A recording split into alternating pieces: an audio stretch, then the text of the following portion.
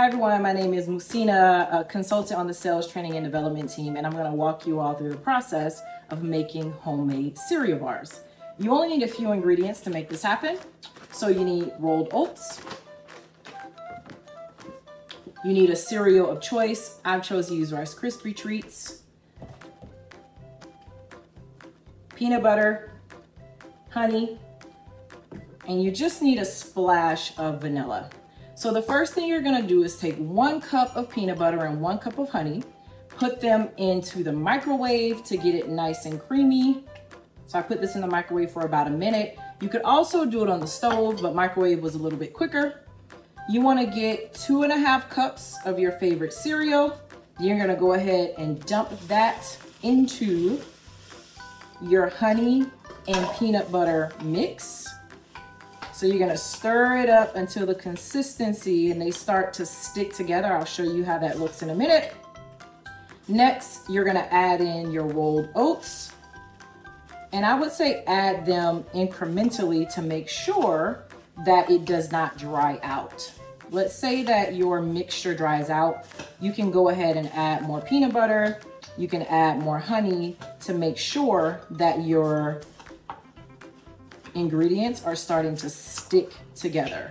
So as you can see here, they're starting to stick together a bit. So I'm doing well so far. Also, I'm gonna add the rest of my rolled oats because it's still pretty sticky, so it's not drying out on me.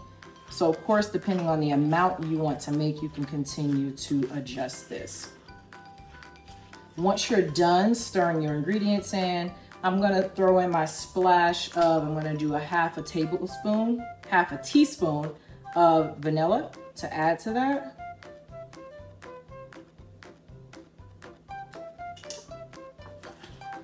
Keep stirring, looks like I can add a little bit more of my rolled oats.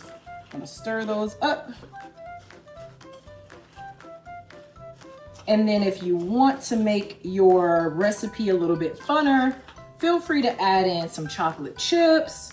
I might throw some of those in here. You can add in M&Ms if you want.